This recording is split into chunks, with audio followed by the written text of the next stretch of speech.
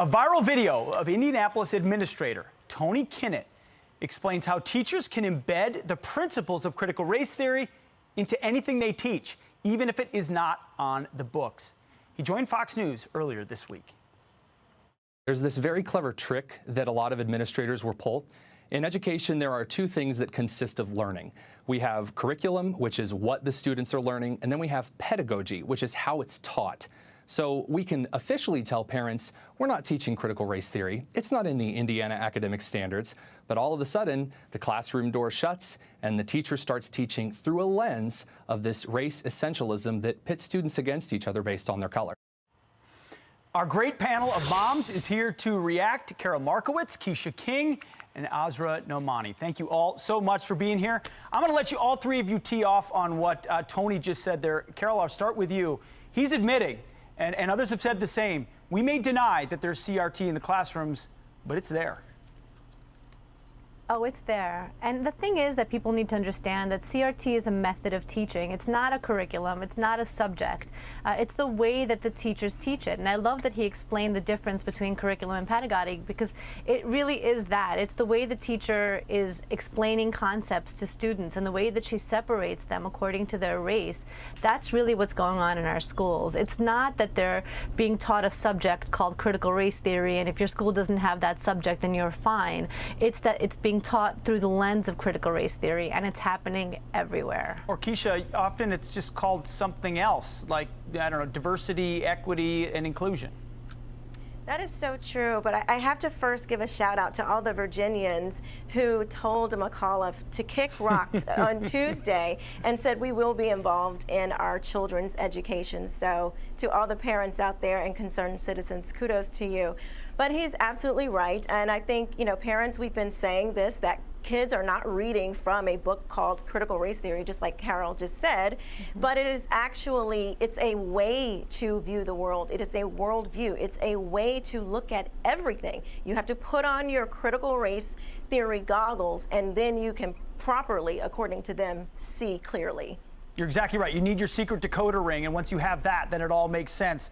Azra, Keisha just gave you and your state a big shout out. Congratulations on what you accomplished on Tuesday. Share your reaction to that yet again for us, and also this idea that even folks like Terry McAuliffe are attempting to say it's just not taught in schools. Oh yeah, I mean, thank you so much, Keisha and Carol, for all your support for months and months, because you've been in the trenches with us as parents. I mean, we are at this Mama Bear and Papa Bear movement, and wow, we elected a governor who actually pays attention. And before the election, what we were doing is we were looking at the contracts, we were looking at the books, we were looking at the curriculum, and it's just as Carol said, I mean, there is a divide between this book, which is called Pedagogy of the Oppressed. So there's literally this approach that is brought into the classrooms. It becomes this critical race theory, and then somehow we end up with woke baby. And how does that happen? Our parents have been investigating all of this, and it's through contracts. This is an equity collaborative contract with Loudoun County, and it literally says coaching support for LCPS teachers, follow-up meetings focused on critical race theory development. So this is how it then gets into the classroom, and right down the street from me here on Route 7, we have this class being taught to educators, and it is how to be an anti-racist educator.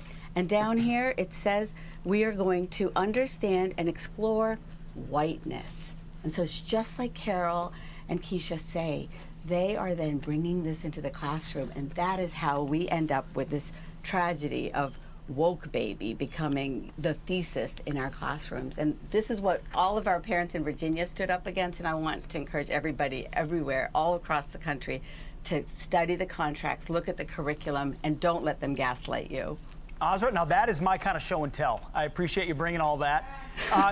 Carol, what can other states learn? I mean, ultimately, Virginia taught a lot of us a lesson about what needs to be done. Yeah. So I think parents across the country have realized what's happening in the schools. I think one of the benefits of the pandemic has been that parents are really awoken to what's happening inside their schools. And I think CRT, while extremely important, is really just one part of the wokeness disease that's happening inside of our schools. One of the main things in Virginia were gender issues and a cover-up of a rape by the school board and books about pedophilia in the school library. I mean, there's a lot of problems. It's not just race-based problems. So I think parents have really realized what's happening. They've stood up, and I just think they need to stay vigilant, stay focused, stay woke, and really realize that unless they keep fighting for their kids, no one else will. Parents care about their kids more than anybody else does, and they need to keep fighting. Keisha, last word. So much encouragement from what happened in Virginia. But, you know, I think about my own mother who fought the curriculum 30 years ago when I was in elementary. This is not a problem that's going away. It does require vigilance. Absolutely. So kudos to your mother. And I would say for any parent or concerned citizen, just because you guys have elected Glenn Youngkin and Winsome Sears, here in Florida we have a great governor, Ron DeSantis.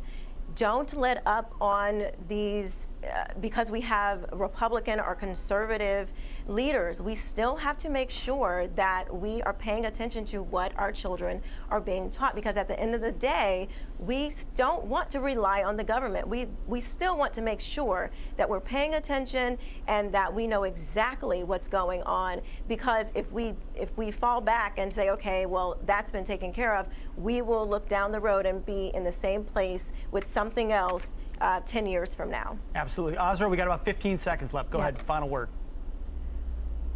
Oh my gosh, be awake. Exactly. We are not wanting to give our children up to anybody. You know, this is our sacred duty, and we are mama bears and papa bears, and we protect our cubs. And so everybody be unapologetic in that defense, because we are strong.